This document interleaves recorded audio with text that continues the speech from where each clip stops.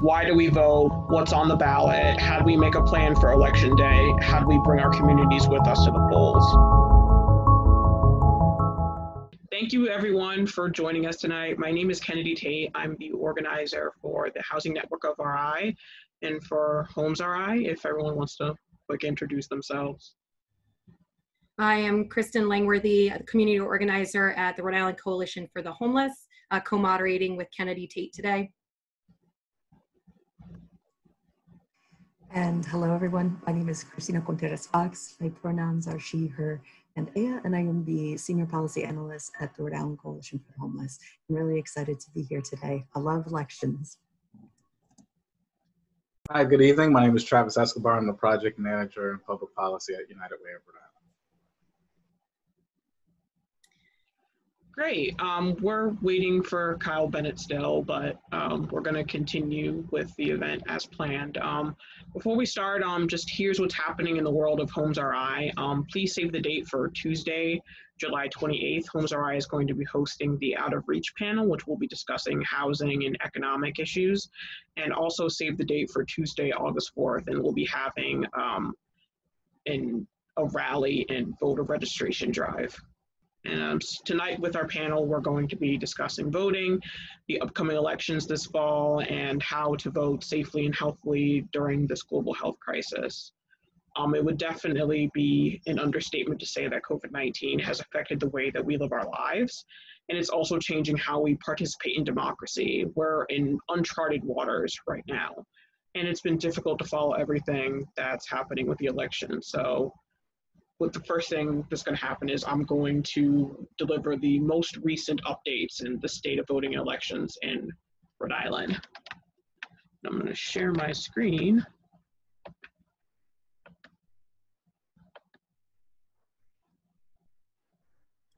And Kennedy, as you're pulling that up, I did want to take just a moment as we begin to not only welcome everyone here, but also to welcome those in our audience and to take a brief moment to reflect on the recent loss of Congressman John Lewis, who was a gladiator for democracy and one of the most impressive members of Congress I ever met.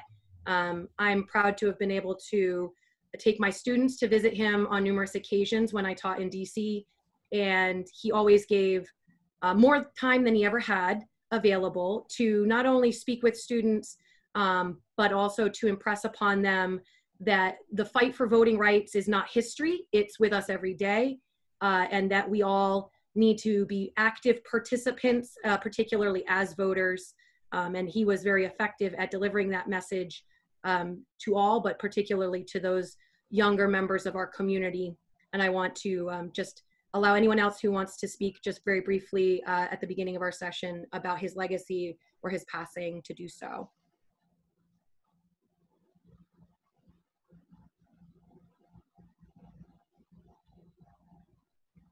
I just think it's really important to reflect upon his legacy, and we will continue in his steps and continue to get into good trouble. I think those are my words about that. I think one of the things that really distresses me, not only, our country has lost its conscience, our Congress lost its conscience when we lost Congressman Lewis, but what really feels painful is seeing how many folks, both in state, how many leaders both in state and across the country are honoring his legacy with words, but not honoring his legacy with actions, not making sure that this, in these coming elections, that they're doing everything that they can to make sure every single voter is able to safely and freely cast their ballot. But when I think about how that makes me feel, I think about Congressman Lewis and that phrase, which I say so often, like, let's get in some good trouble. Let's get in some good trouble about that, because the election isn't here yet, but we certainly have a lot of work to do to make sure that every single person can cast their ballot and make their voice heard. But the other piece to that I want to add is, so today, or yesterday actually, it was announced who would be appointed to fill that seat for Georgia Congressional District 5. And the person who was voted in is State Senator Nikema Williams, who is also the head of the Georgia Democratic Party, who is a young Democrat, and is somebody who I don't think you could have found a more perfect person to carry on that legacy and to step into that role. I think a lot of folks heard about State Senator Williams when she was arrested for protesting in the Georgia Capitol, I believe in 2018. And so it's really incredible and gives me so much hope to see that legacy carry on. And we're all a part of that, even if we're not in Georgia, the congressman. He really laid a charge on all of us to do something to make this country better, to ensure that all of us are making our voices heard. And I take that very much to heart. Yeah, I think Christina said it perfectly. It's more about actions than words, and to just see the local, especially the local, sort of honoring his legacy, but coming off the heels of just our state legislature failing to pass legislation to ensure that everyone in Rhode Island is going to have a safe and healthy access to voting during a global pandemic is ridiculous, right? It's one of the easiest things I think we could have done as a state, and obviously nationally we face a lot of disenfranchisement of voters, especially voters of color, and I think events like this and providing as much information as possible is adding on to that legacy when you're trying to increase civic engagement and voter engagement. Thank you both for adding those very important thoughts to this conversation. It's really important to place in context what we're discussing here today. This isn't just a generic info session about the elections. It's also, a moment where we can really confront the reality of what it means to be voting during a global pandemic. And as Congressman Lewis was often quoted as saying, democracy is an action, and we need to participate actively, which also means we need to take action to ensure that voters have proper protections in place so that no one is disenfranchised. And as we've seen recently in our state, there has been a failure of leadership to make sure that safe and healthy access to the ballot is ensured for all Rhode Islanders. Kennedy, I would like to hand it back over to you to continue if you're ready. Right. So for the presidential preference primary in June, the Secretary of State's office and the governor took action by sending mail ballot applications to all registered voters to allow voting by mail en masse, and waiving the requirement of having 2 witnesses / a notary signature for the mail ballot to be approved. And there's been much discussion as to whether the Secretary of State's office would once again be sending out mail ballots to voters. There's been a lot of talk and some legislation brought forward in order to have Rhode Island voters be able to vote as safely as possible and to avoid the crowds at the polls. House bills 8102 sub A and 7200 sub A would have sent all registered voters for the upcoming elections, state and primary. State primary and general election, a policy that would make it safer to vote during the pandemic. 87200 sub A would have authorized a mail ballot for every registered voter, and 8012 H8102 would permit emergency mail ballot applications to be processed at the voters' board of canvassers in person and on an electronic poll pad, which would allow for the voter to insert their ballot directly into the voting machine. Unfortunately, the Senate has failed to act on 87200, but has passed H8102 sub A. The Secretary of State criticized the Senate for having failed the people of our state by not addressing legislation that would make it easier to catch the ballots from the from the safety of their homes. So the Secretary of State's office will not be sending mail ballot applications to registered voters for the primary on September 8th, 2020. The Secretary of State's office will be sending postcards to registered voters. The postcards will include the 3 options voters have for casting ballots, as well as the phone number for voters' local board of canvassers. The Secretary of State's office will provide applications and postage for local boards to mail applications to any voter upon request. And lastly, the Secretary of State's office is working to find additional businesses, community organizations, and public offices that have printed mail ballot applications available to voters. Beyond that, the Secretary of State didn't say whether or not she asked Governor Gina Raimondo to issue an executive order as she did ahead of the presidential preference primary in June, which would have set the stage for a predominantly mail ballot election again. We do have the components for de facto early in-person voting, House Bill 8102 sub A.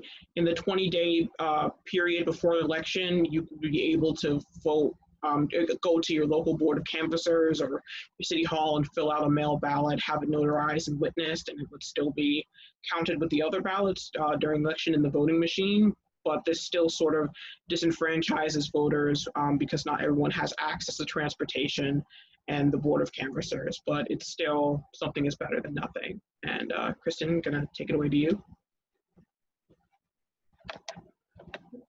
Thank you, Kennedy, for the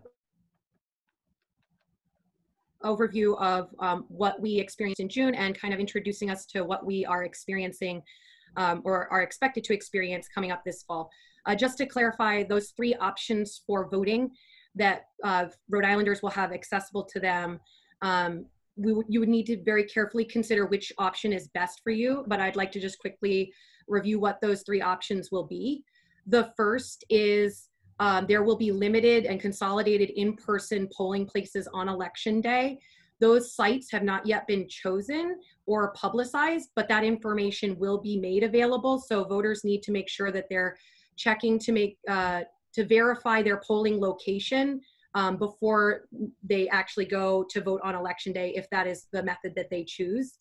The second option is a vote by mail. Those applications are available to be downloaded and printed directly from the vote.ri.gov website. That is the official state voter information center. I'll be showing you that site and giving you a quick look at what parts of the site are most important to look at and to check in on. But you can also, as Kennedy mentioned, make a request to your local board of canvassers to have an application sent to you at no cost. For anyone who needs one, I encourage you to contact your local board of canvassers. That contact information is also available on vote.ri.gov. We don't want to minimize how much of a burden has been shifted onto the Rhode Island voter to carry the water for the state and ensuring that they have access to the ballot, but I want to be clear of what those options are. The third option, as Kennedy mentioned, the bill that did pass on Thursday, both the House and the Senate, has been transmitted to the governor's office. To my knowledge, it has not yet been signed, but it is likely to be signed and implemented, that voters will have up to 20 days before the election the ability to go in person to their local board of canvassers and cast a ballot. Similar to the previous procedure, except that this election you will be able to cast it directly into a machine and verify that that is counted. We want to acknowledge, as Kennedy mentioned, the barriers that still exist to voters accessing that option, and point out that if a voter is choosing to vote by mail, the governor has not yet waived, and the legislature failed to act to waive, the requirement for a signature, 2 witnesses or a notary to sign the ballot envelope. So when you're choosing your voting method, you want to make sure that you're evaluating which method is safest for you and best for you to use. And if you have a concern or questions, you need to reach out directly to your local board of canvasser or the Secretary of State's office to raise those issues to make sure that you are not disenfranchised in the upcoming election. There are 2 elections, and we want to emphasize that September 8th is the statewide Rhode Island primary election. And then November 3rd is the general election. And as most Rhode Islanders know, the most important election to local and statewide races is the September 8th primary. We're not making any mistakes here. We know that most of the decisions made about who's going to be on the ballot in November and ultimately take office as leaders in our state will be decided not in November, but in September. So voters need to be cognizant of that and ensure that they have a voting method that they feel comfortable using for both September and November. I want to quickly show the actual site for everyone and just point out some of the most important elements that you're going to want to look at when you're preparing to be a voter, because you can't just waltz in. You need to make a plan and make sure that you have all of the prerequisites in place, the materials that you might need, and the information you might need to be voters. So I'm going to share my screen so that you guys can see the vote.ri.gov site, and I'll show you a few elements on that. And if you have questions or comments, you can leave those in the chat on Facebook, and our co-captain, Katie West, will drop those into the chat for us here so that we can answer them as much as possible. So I'm now sharing my screen here. Can I get a thumbs up from my fellow participants that the screen is being shared and everyone can see? Excellent. We are first going to look at the very first thing a voter needs to do is make sure that they're registered. And the registration deadline for the September 8th primary is coming up on August 9th. At the end, we're going to show you all of the important dates to keep in mind, but all voters who are eligible need to make sure that their voter registration information is up to date and accurate. And the way you do that is this left-hand, far left-hand widget says view and update my voter record. That's the first place you're going to check. And what you do is you go here and you put in your full name, first and last, and your date of birth and your zip code, and then you hit continue. This will pull up your voter record. That will enable you to, one, verify whether you are or are not registered currently. It will also allow you to view your voter registration information, which you need to check to make sure it's accurate and up to date. If you've moved or changed a party affiliation or changed your name or any other alterations to your voter record, those need to be updated before August 9th to be accurate and prepared to vote. If you are not yet registered, or if your registration information is out of date, you want to make sure that you go to the second widget here, which says register to vote. And if you click on that, you will pull open a portal that enables you to go through this checklist and make sure that you are eligible to register. It asks whether you are a citizen and a resident of Rhode Island. It asks whether you are at least 16 years of age and older. 16-year-old Rhode Islanders can pre-register, but they cannot yet vote. Those 18 years of age and older are eligible to vote in the upcoming elections. You also must verify whether you are incarcerated at a correctional facility under a felony conviction, and whether or not you've been judgmentally competent to vote by a court of law. That's just a checklist. The real important part that you want to do is just click that you are meeting those eligibility requirements if you do, and then continue. And it'll pull open the portal to actually register online.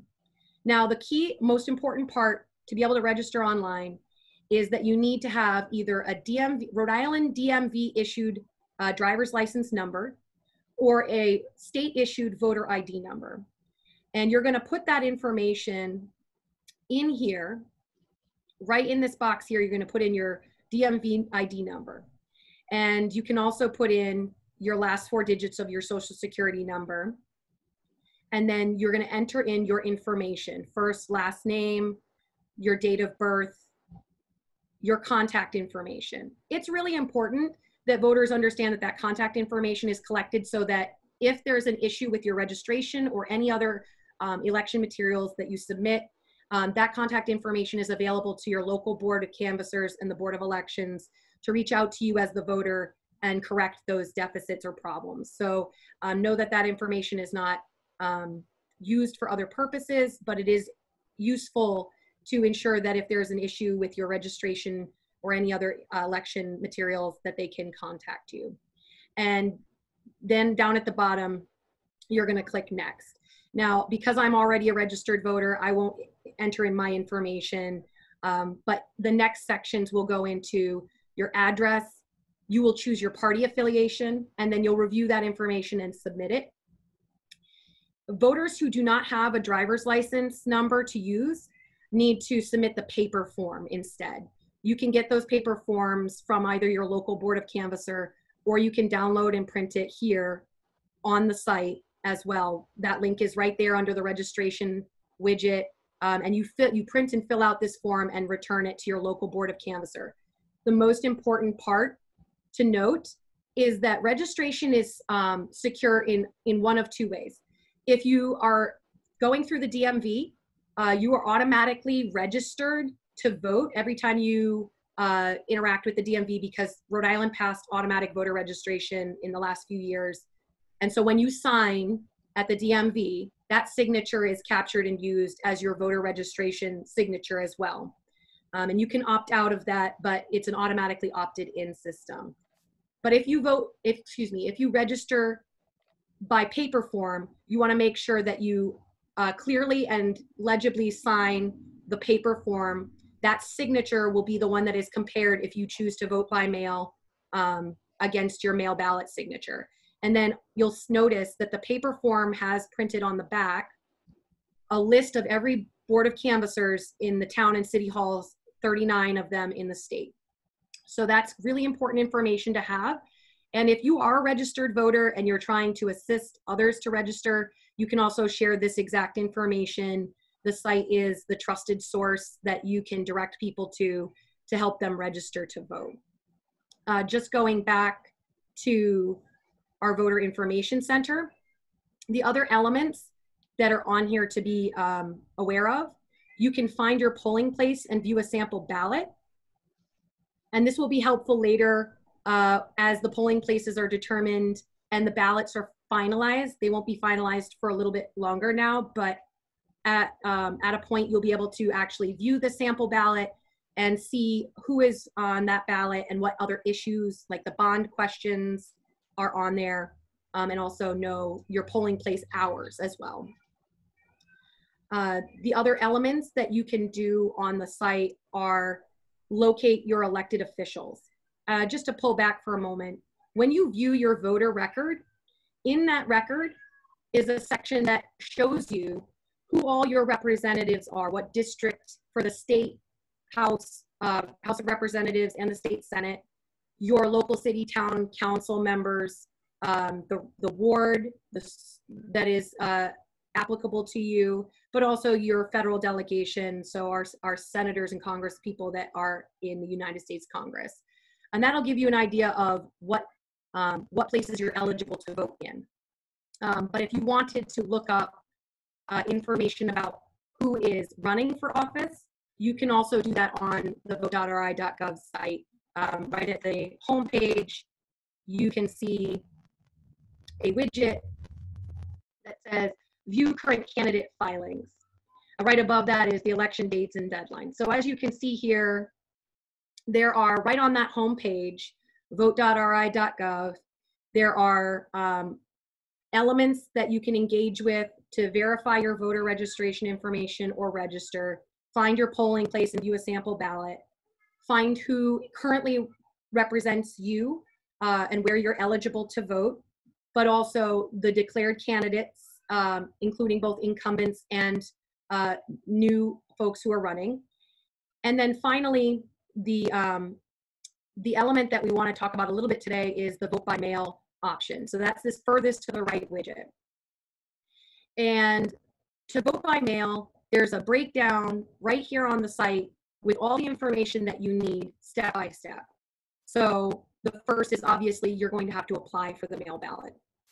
That means that you either need to request the application form as Kennedy described, or download it here. You click and it opens, well, it should open right to the form, in my opinion, but right here under forms, the primary mail ballot application, and it says due August 18th at 4 p.m. It must be received by that date, and you can open the form, download it, print it out, and fill it out and return it. Again, you're going to fill out all the information carefully, but one thing to note is primaries are run by the two parties that we have, the Democratic Party and Republican Party. Each have a primary election. You must select, if you're an unaffiliated voter, one, and that identifies which ballot you wish to be sent to participate in that party's primary. So either the Democratic primary or the Republican primary ballot would be sent to you, depending on which one you select. If you're already an affiliated voter, you will be sent the ballot that you are affiliated with. So you want to right now check your affiliation if you affiliated in the spring and wish to make sure that you are in the correct party affiliation in the same place that you would register to vote.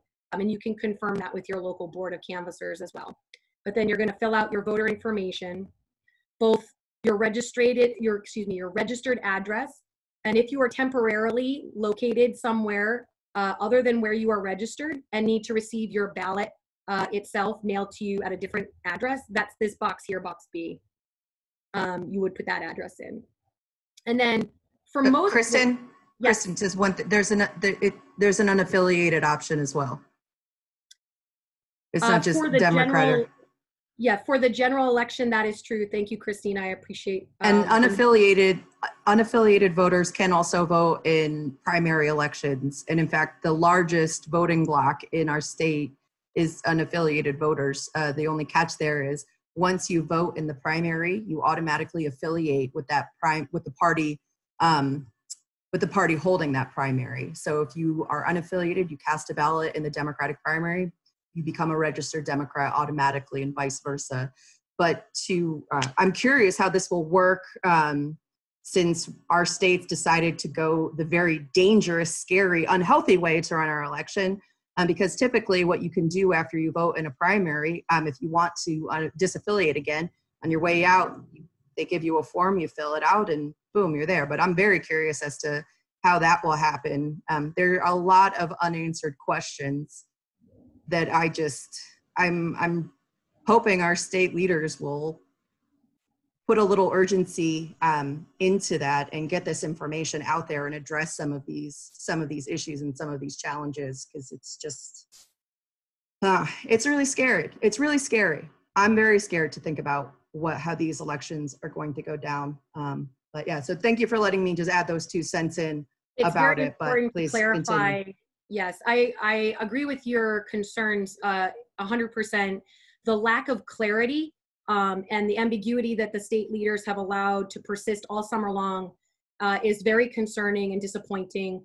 All of the conditions we're facing now have been known since at least mid-May, and it is unfortunate that we have not had clear communication about what voters can expect that would be different from the June 2nd primary experience that we had, particularly around— Which didn't require, I'm sorry to interrupt you, but correct me if I'm wrong, but that did not require legislative approval, right? The Secretary of State just sent out mail ballot applications. So I was very confused as to why we needed the legislation that was introduced is very important and it should be moving, but I was really confused as to why we needed legislative approval for September and for the primary and for the general, but that wasn't required for the presidential preference primary. And I can answer that in part. I did serve on the Secretary of State's elections task force to review the presidential preference primary in June.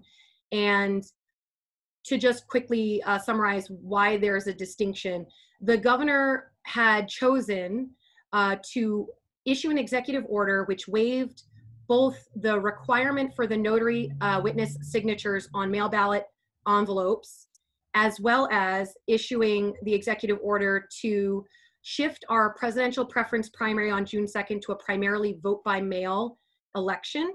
At the height of the first wave of COVID-19, it was very clear, and it remains clear, that reducing person-to-person contact is the most critical way we can prepare to vote safely. And under that guidance, the governor felt it was essential to ensure that voters had a safe access to the vote by mail option. And so that was extended for June, but has not been extended for the fall elections. We still, right now, if you choose to vote by mail, you will need to have eventually your ballot envelope signed by either a notary or 2 witnesses. The local boards of canvassers at your town and city halls do have notaries on staff and can provide that witness. But again, as we have already covered, and I will continue to mention, that does pose a significant barrier to those who are trying to protect their health and the health of their families and community by, if not eliminating, reducing as much as possible their exposure to other people and to remain socially distant. This is not a slight against the local boards. They are trying to ensure that people who come in person are, the protective equipment is being used by the local boards, but we need to be sure to point out to voters that what they need to consider is what's safest and best for them. And so I want to just thank you to Christina for pointing out that Rhode Island is unique in some ways, including our high levels of unaffiliated voters and our process for affiliation and disaffiliation. That is very meaningful to point out. I mean, the other piece too is that there are certain city and town councils that are, or school committees too, that are unaffiliated. And I think Senator Don Oyer is in the chat pointing that out. And there's a separate application for nonpartisan races. This is just. So I think what we're Would seeing someone here, know that by going to the Secretary of State website? Is that information like readily available to them? I mean, I went on the SOS voting by mail site today, and I did not see, it was not clear to me like that there are multiple applications for different elections. It also wasn't very clear too about what you can do if you do not have access to printing a mail ballot, which, like, I work for the Coalition for the Homeless. Like, that's, many people do not have access to those. I mean, to a stamp and an envelope, let alone like access to a printer. But also, like, I don't even have access to a printer, so I was just like, I'm hoping that the information becomes a lot clearer, because right now, I mean, it is very, very confusing. I would say that the 2 notes that we can take away from this part of our conversation are that there remains a lack of clarity. There remains a low level of communication and easily accessible and easily navigable information for voters. That is very concerning. The harder it is to access the vote, the less likely people are to successfully be voters. And Senator Oyer, I believe, followed up with a question as well. Another question, I'm not sure if it was the senator, is the governor considering a similar executive order for the general and the primary? I think that is a concern that any voter who wishes to vote by mail should be calling and asking the governor when she intends to waive the requirements for a notary or for 2 witnesses to sign the envelopes, to ensure that voters who need to vote by mail in order to protect their health are not forced unnecessarily to come in contact with people, or to search out and find people to sign their ballot envelope that they may just simply not have access to. As Kennedy mentioned, not everybody has transportation or an ability to get to, including many voters with disabilities, the local Board of Canvassers office. That is an option for some, but not for all. So we want to make sure that we get an answer from the governor on what her intention is to clarify that and to waive those requirements before voters have to choose which method of voting is right for them, which means immediately. Is the executive order what the Secretary of State needs in order to issue these applications? Or can she just do it the way she did it for June?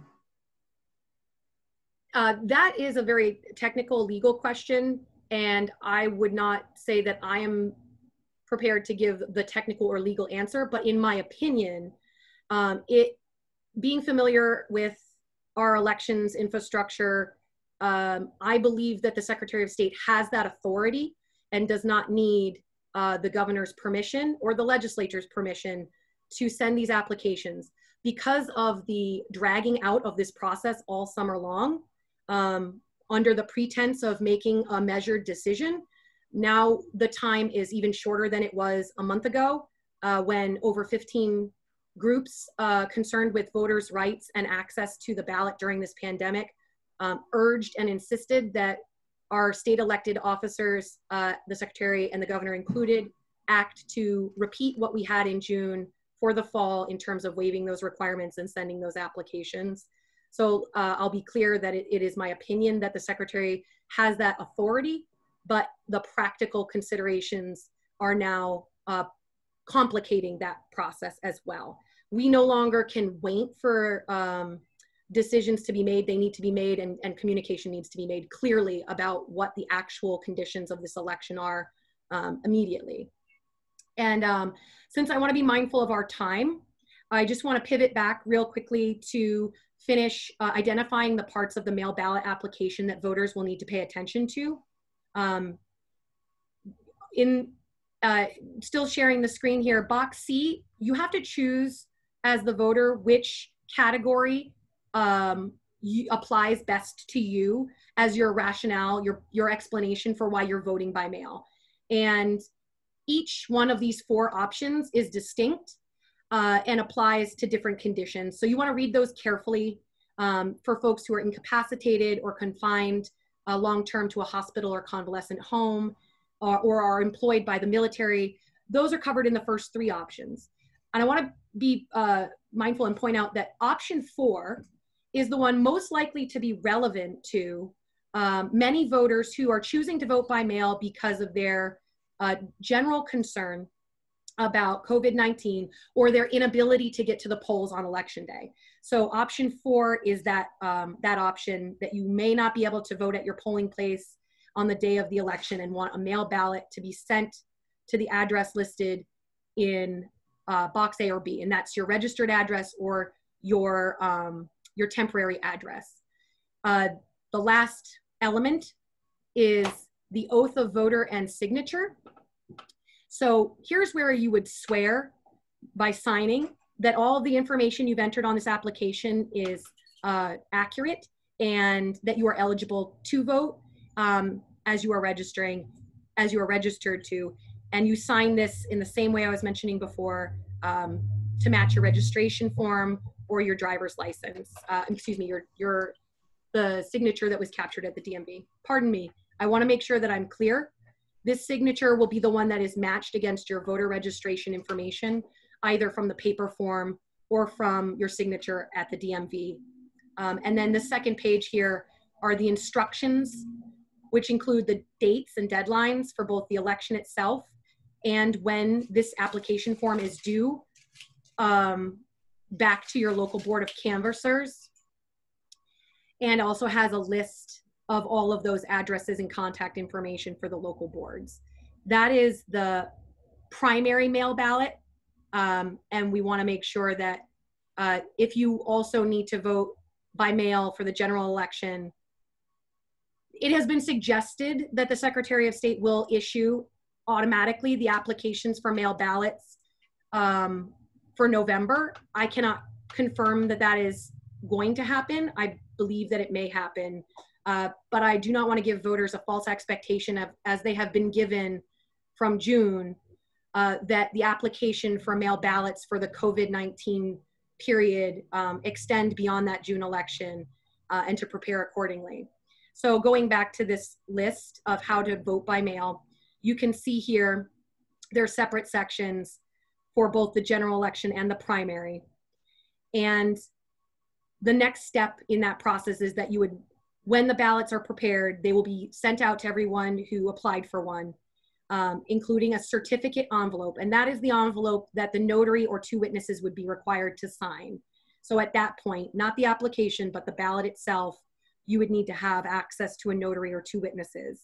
And then you mark your ballot as is instructed. When you receive it, there'll be instructions on how to fill out your ballot.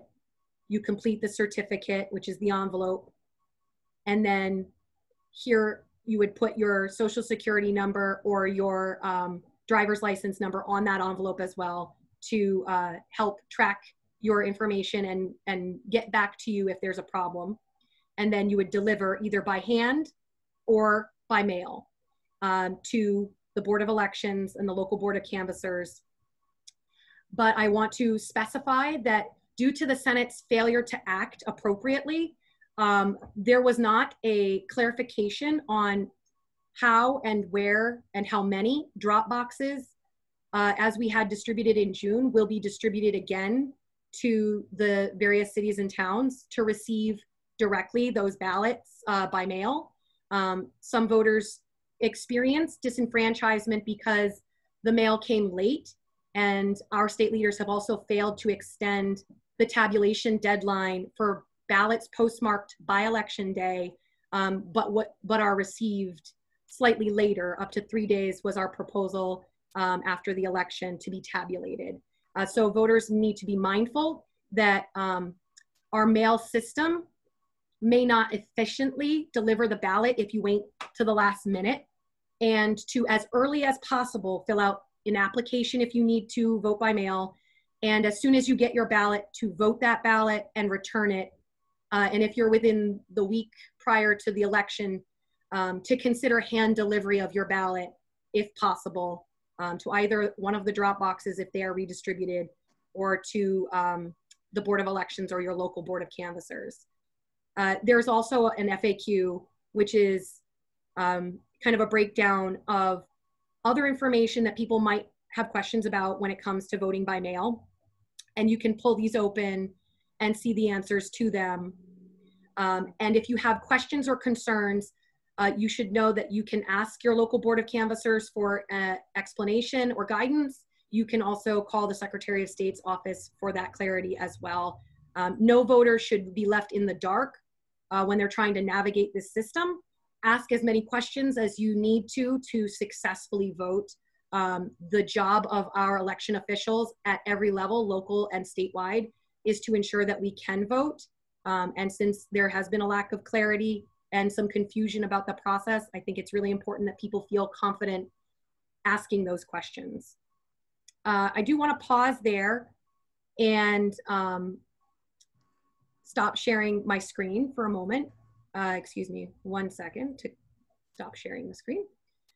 And if we have any questions from our audience, or if our panelists want to bring up any other points about what we've gone over so far, I think that this would be a good moment to allow for that. I don't think we have any questions in the chat, but Christina, Travis, Kennedy, did you have anything that you wanted to add or points you wanted to make to help our audience understand their options here?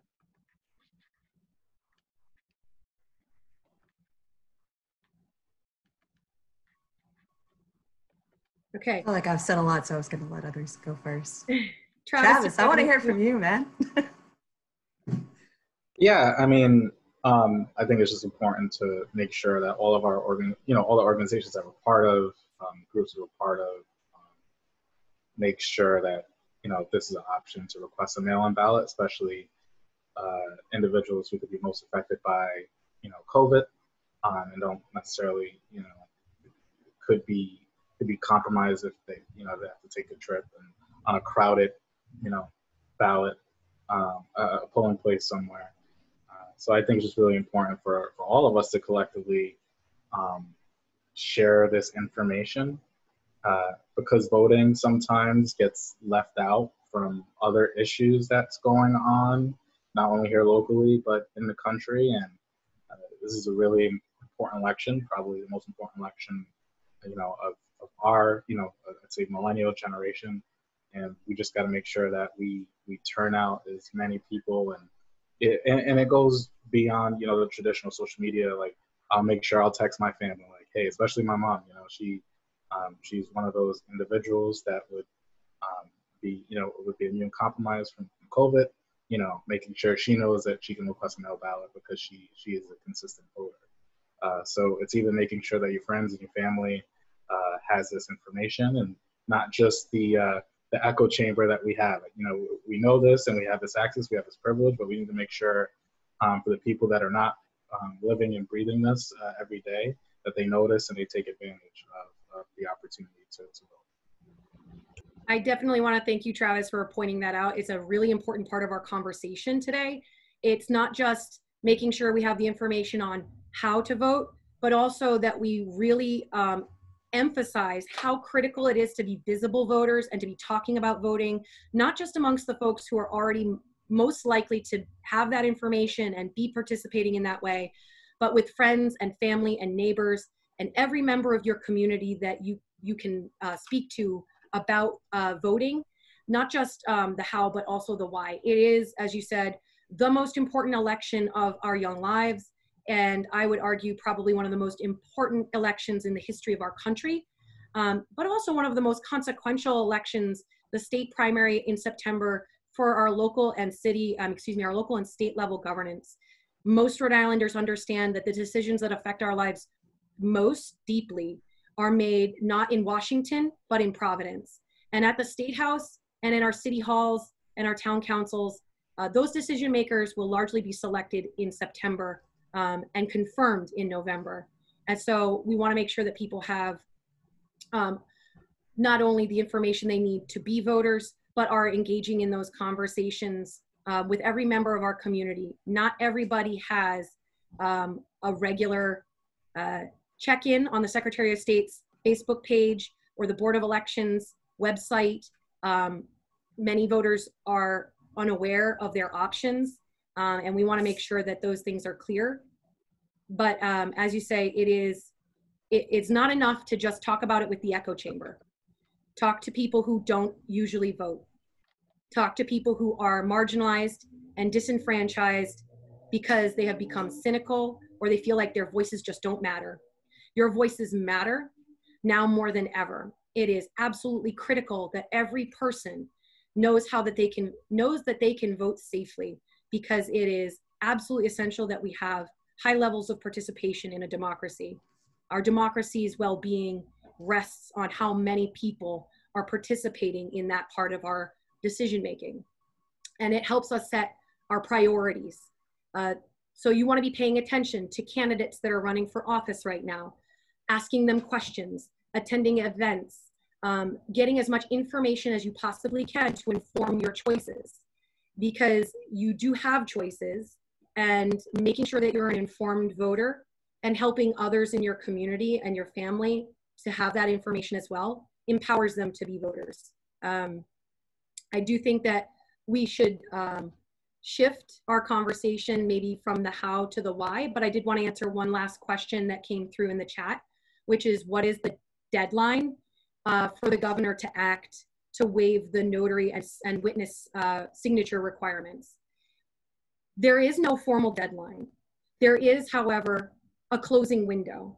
And I would say that the governor should act immediately to waive those requirements and give voters clarity and confidence that the vote by mail option is truly a safe option for people who need to vote from home, and not to let that be delayed yet again. That information should become clear, whether or not she has the intention to do such a thing, yes or no. And so voters, all Rhode Islanders, I urge you, if you're watching, to call the governor's office and demand that she does waive those requirements, as she did for the June 2nd presidential primary, for both the September election and the November election, and not to wait and leave voters in the dark about what their safe options are. Voters are making choices right now about what method is going to be most accessible to them and what option is going to be safest.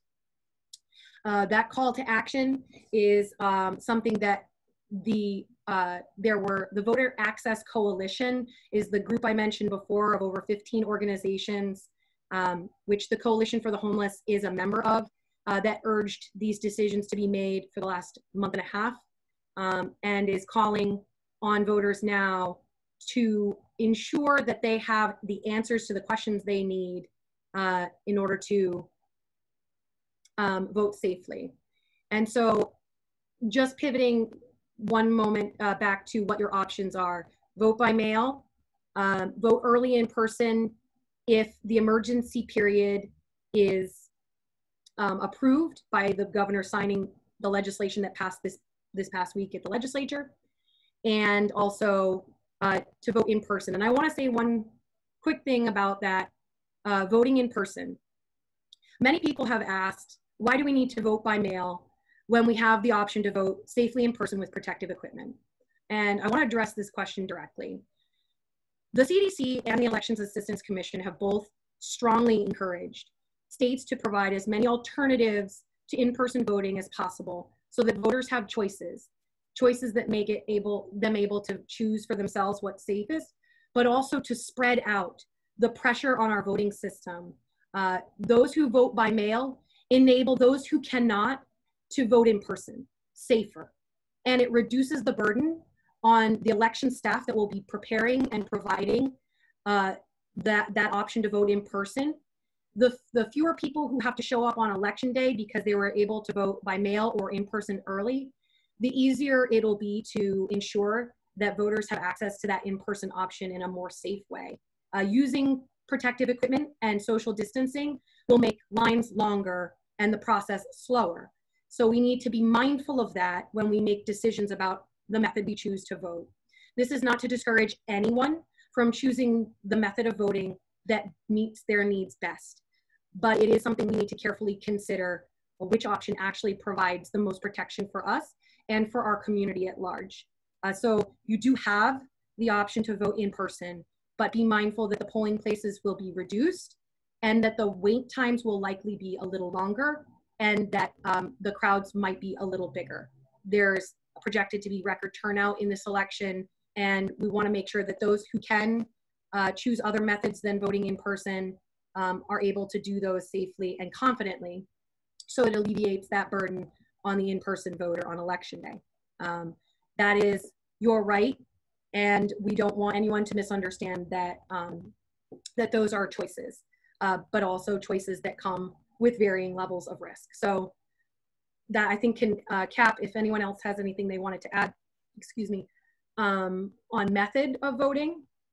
And again, to be clear, there's a process for both the September primary and the November general election. And we're still unclear yet whether anything will change for the November election, but at least for the September primary, it is not occurring that you will be sent an application. So if you want to vote by mail, you have to apply yourself or use the in-person early voting option and use protective equipment.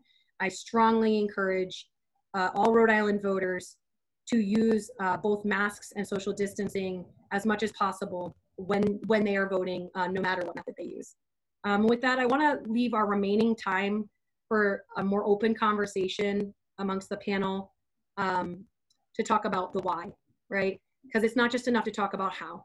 We have to acknowledge that many people do not feel that voting is effective to make change, and that particularly for younger voters, there's a lack of understanding of how important, how essential it is to be voters. I think that conversation is shifting, seeing the younger organizers in the wake of the murder of George Floyd, starting to capture that energy again and push back on that cynicism. That energy is wonderful, but it has to be followed through with action. So I want to open it up to our other panelists to talk a little bit about what is on the ballot this fall besides names for candidates. Why are we going to be voters this fall? And Travis, do you want to open us up, and then Christina? Yeah, so I mean, housing's on the ballot, schools are on the ballot, you know, financial security for individuals that have been disenfranchised is on the ballot. Voting is on the ballot, right? Voting access is on the ballot. It's not just, you know, sort of the names that are on there. I think one of the most important aspects that I try to educate people is, hey, your tax dollars are going to individuals up at the State House, in, you know, this is your State House, and they're making decisions upon your roads, upon your schools, upon, you know, all of the quality of life issues that impact you. And, you know, the average person, they focus on, who's the president, and maybe it'll go down to, Senate and their Congress. And sometimes the local elections, the state rep, state senator, the council, the school committee get left behind, but those have a larger impact on your quality of life in this state and in this country than then we vote for president, which is still very important. But, every issue that matters to you as a voter is on the ballot when you're going to make your decision. And 100% go and vote, but even more important, if you go and research what candidates specifically stand for, just because they have a specific political affiliation does not mean that ties with what you know or what they nationally would recognize as issues that you would think that they would potentially be standing for. Really important to do your research. You could do a quick Google for a lot of these candidates, and a lot of these candidates have websites. And also on elections, you can find ways to go out and contact your state representative, your state senator, if you want to ask them questions. This is a time where if you're running for re-election, elected officials are going to be more engaged and probably going to want to take a conversation with you about the issues that impact you most. And we also have an opportunity in Rhode Island, but not across the country, because a lot of state budgets have been held up by Congress, whereas in Rhode Island, the state budget would have already been passed and they would have already been campaigning. Not only, you have access to influence just sort of where they stand on issues, but you're able to influence what they're going to do regarding the budget. And let's say if we don't have support from Congress to fix up our state budget, there could be cuts of a wide range of programs that impact individuals. So it's important to engage your elected officials and to research who you're actually voting for and then vote, because everything that you care about in your community is on the ballot when you make your decision.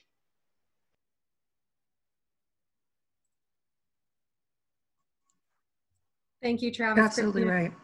You're absolutely right. I mean, and that's also why it is really distressing to see the lack of clarity and frankly, the lack of leadership in our state around expanding access to elections, because elections are built on trust, right? People participate and people cast votes because they believe it's going to make a difference, because they believe that their vote matters and they want to make their voice heard. And the message that we're sending right now, because it's just, there are so many different folks who could be doing things who just seem to be kicking the can. The message that we're sending is that it's not really important. And yeah, you probably should stay home, but we cannot stay home. This is the most important election in our lifetimes. I've heard that now multiple times. I heard that in 2016, I heard it in 2018, but this is the real deal. This is the most important election of our lifetime. Think about what is happening right now in our country and in our state. Right now in our state, on any given night, over 1,000, in a state of about 1 million people, little over 1 million people, over 1,000 people on any given night are experiencing homelessness, like 5,000 to 6,000 people in 1 year. It does not have to be this way. Why is it that way? Because we have systems in place that need to be changed, and the change is not happening. And the folks with the votes, who at the end of the day are the ones that have the outsized say in this, there is not yet the critical mass. And that is something that we can change. And we can change that with our vote, not only in the ballot, and not only in the voting booth, or when you're at home filling out your mail ballot, because hopefully your application came and hopefully it went through, right? But as Travis was saying, when you are having conversations throughout the year with electeds, like when they know you're a voter, the air changes very quickly, right? Because, so for 4 years, I served as the first vice president of the Young Democrats of America, which is the world's largest partisan youth organization. Shout out to Travis, who came to Dallas, Texas to vote for me I promise I'll never ask you to go to Texas again, but I really appreciated that. Excuse me. I had a lot of fun. I'm glad you did. Excuse me, now I'm kidding. It was a great time. Always fun to be causing some good trouble on a national stage. But in that role, I spoke with people from all the big states, right? California, North Carolina, Georgia, Texas, Alaska. And when I tell them that you can win a state representative seat with 1,000 votes, they don't believe me. Or that you can win a state Senate race with less than 2,000. California state senators have bigger districts than their congressional representatives. So you are not one of 20 million in a Senate district. You're one of like 20,000, right? And that has a ton of power. When it is concentrated, when it is targeted, when it's directed, we have a ton of power. It is so powerful that that's why there have been from the second the right to vote has been granted to people, because we all know it's great to be among friends here in this space, because we all know, like, not everybody had the right to vote from the first day of founding, right? There's been a lot of suppression. There has been just a lot of terrible, terrible things. Atrocities have been committed to keep people away, especially Black and Indigenous people of color, away from the ballot box. I mean, it's not just here at the state level. I mean, look nationally at all of the attacks on the on voting rights. Look at how the Supreme Court allowed the Voting Rights Act to be gutted. People do not want you to vote because they don't want you to make this change, right? But it's so important that you do. And when you do, you have a big say. State rep and state senate elected have a huge influence on your life. And those races have been lost by won or lost by a handful of votes, even by just one vote. And if you don't believe me, ask Representative Carlos Salom. Excuse me. But it's not just the General Assembly. We have, I mean, granted, we're not other states that have, where they elect county commissioners and freeholders and all of these, agricultural commissioners and the railroad commissioner. I ended up spending a lot of time in Texas. I was made an honorary Texas Young Democrat, so I'm very proud of that. But yeah, other states have all of these different offices. We really don't. And municipal government has an enormous impact on the quality of your life. It takes Congress years and years and years to pass legislation. Like, look at the Affordable Care Act, passed in 2010, wasn't implemented until 2014. General Assembly passes a minimum wage increase, that's not implemented until January 1st. I live in Smithfield. The town council passes an ordinance that changes my trash pickup or like increases my taxes. That goes into effect right away. And we're talking about, with municipal level electeds, we're talking about not thousands of votes to win. We're talking about, in many cases, hundreds of votes. Hundreds of votes. Now, I don't want to make it seem like voting is a silver bullet, because it is not. There is change, deep systemic change, root change that we need to happen that will not be achieved at the ballot alone, or at the voting booth alone, right? But voting plays a huge, huge, huge role in ensuring that change happens. And so it is critically important that all of us, whether we're talking in the Zoom space or you're watching from your home or your deck or wherever you are socially distancing, if you are seeing this and you know that an election is coming and you know where you're looking on these websites, take those links and just send them to your friends. Just put them in a Facebook message, send them in a text, right? Get the word out. So I worked in campaigns, electoral politics for a very, very, very long time. And my favorite time of the campaign was always the last 5 days before the election, which is GOTV, get out the vote.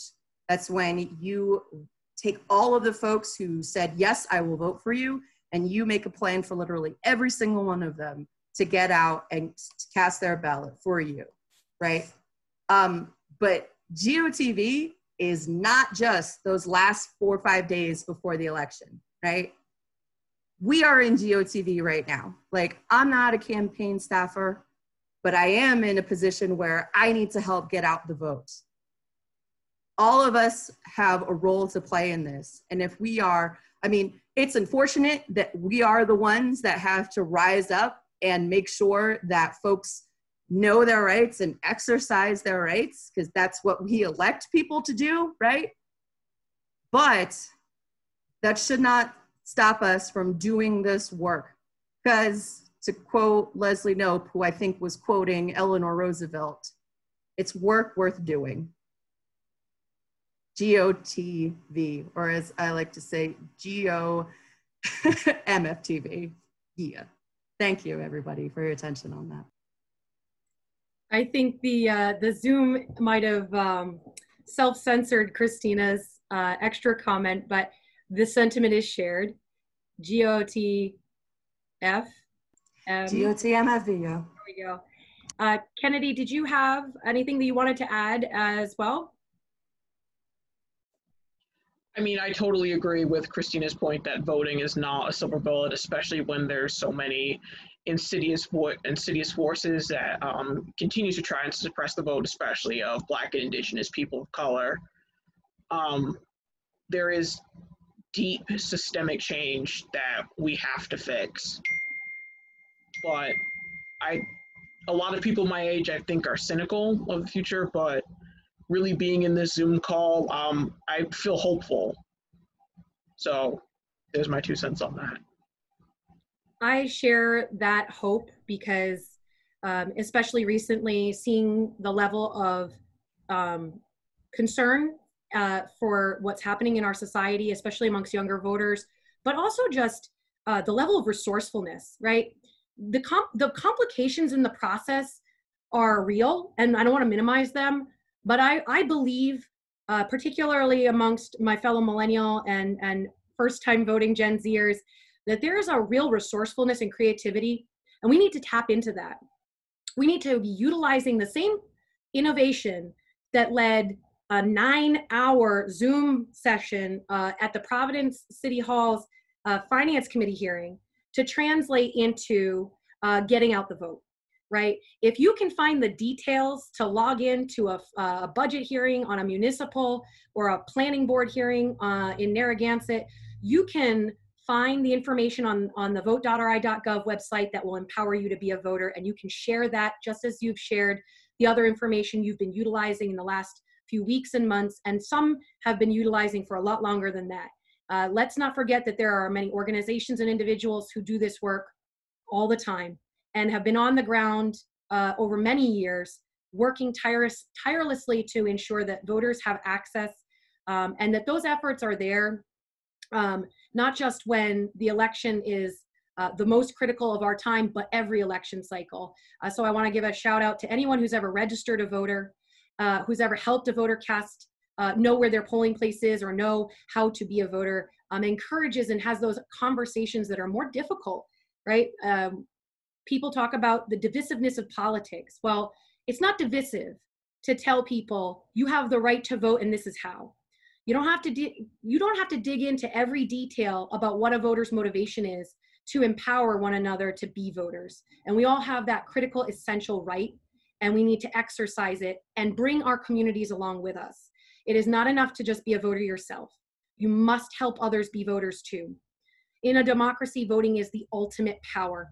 It is the way that we hold our elected officials accountable and have our voices heard on what matters most to us.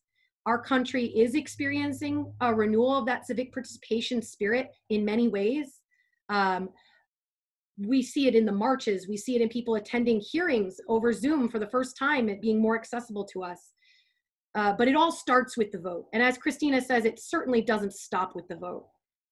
We need to be confident as voters in that way of participating, but we also need to carry that participation through to showing up and asking questions, to putting pressure on those folks that we helped elect to make sure they're delivering on the policies we need in our lives, including providing safe and secure and affordable homes for every Rhode Islander, to make sure that we have educational opportunity and work opportunities for people to build their lives and be successful, and that we are healthy, that we have robust services that make it so that everyone, no matter where they start out, has a future and can contribute to their community and have a life that is dignified and whole.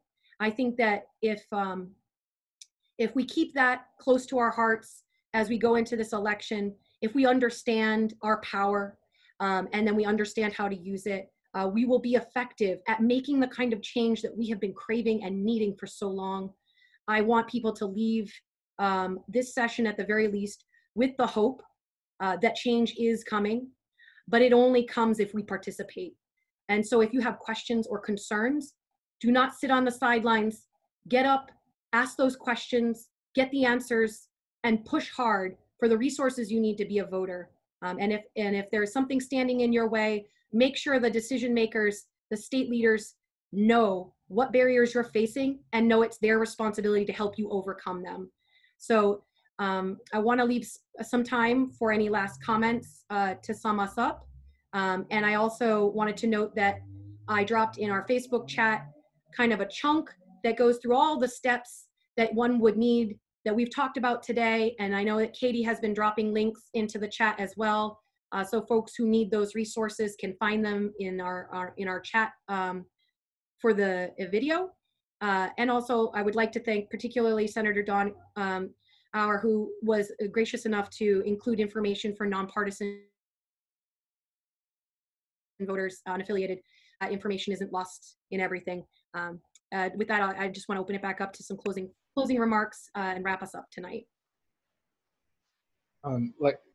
So I'll start, what I was talking about earlier is that sometimes like voting access, it gets sort of like left behind other issues that are critical, but, gets sometimes greater attention in either the media or advocates because of that. And, this sort of moment, especially with the mail ballots and, our state legislature, has really sort of raised the importance of not only either spending my time or trying to be part of these conversations, really trying to sort of advocate.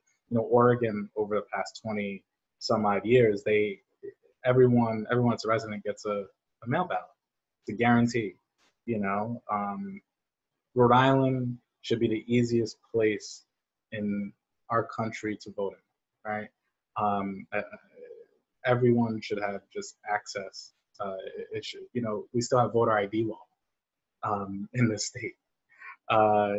It shouldn't be that way in Rhode Island. I'd hope to sort of be part of, that change in future advocacy efforts. But want to thank Homes Rhode Island Coalition for the Homeless for putting together this very important voting information session, and really happy to be part of it. And yeah, let's make sure we further educate our friends, our families, our neighbors about this election and making sure that they turn out to vote.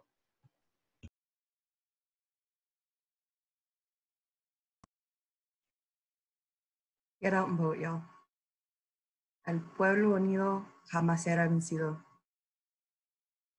But sí se puede. Thank you all for having me on this and for a really excellent conversation. I'm excited to make some good trouble happen with this really fantastic group of people. It's a real honor.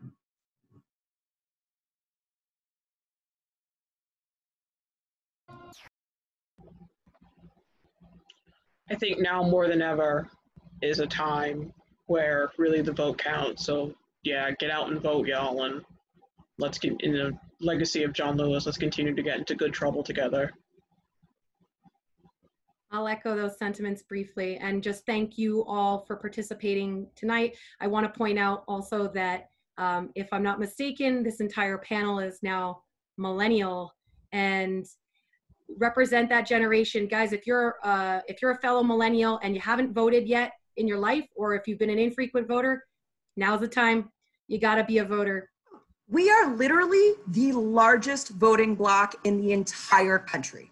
Yes, we now bigger other voter blocks. We are bigger than boomers. I mean, people always say, oh, seniors are the ones who decide elections, et cetera, because they get out and vote. If we did that, we would have a much bigger influence on what happens. But again, like the narrative of, oh, millennials don't care. We care desperately. Y'all just make it so hard for us to be able to access and exercise these basic rights. So, I mean, I feel like our entire generation runs off of spite. They don't want you to do it. Let's be defiant and let's do it. Let's vote and show them. The other piece about this is too, like if you look at our voting patterns, for the past several cycles, we have consistently voted overwhelmingly Democrat. And I don't want to make the automatic parallel that Democrat is always good, because I mean, there are Democrats in this state that did things like introduce mandatory ultrasound bills, but we know what we see those values as being. And research has shown that with voting patterns, like how you vote the first 3 elections pretty much establishes how you're going to vote for the rest of your life, with like some exceptions, obviously. But if we had, so imagine the change that could happen in this state if millennials went and cast their votes in throngs that we have never yet seen before. The change that we could have, the change that we could make, right? We could raise wages, close this gap between the cost of living and the cost of housing and like just all of these pieces. Like, we can do that. We can have that say, but it starts with accessing that vote. So make sure you get out there and do it. And bring others with you. I think that bring a friend. Bring a friend, share the information with a friend, make a plan, right? Making your plan for election day helps actually make sure that you are able to vote and not leaving it to the last minute. So part of that plan is figuring out who in your friends, family, and community circle doesn't have that information, doesn't have a plan to vote, and be talking about it. Being a visible voter increases the chances that the people that you know need to be voters are going to also be voters. That includes your friends, that includes your family, and that includes your neighbors. So get out there and be voters, get out there and help other people be voters. With that, I'll just thank everybody for their participation today, for their passion. Let's keep having these conversations. This won't be our last opportunity to talk about the elections and the process of how to be a voter. So if you're interested in getting more information or in attending a future event, stay connected with us here at Homes RI, with the Rhode Island Coalition for the Homeless, and other organizations that are talking about voting access and who are putting on these kinds of info sessions to help connect voters to the information they need to actually cast their ballot. Thank you all very much for a wonderful evening, and in the name of John Lewis, go make good trouble, people.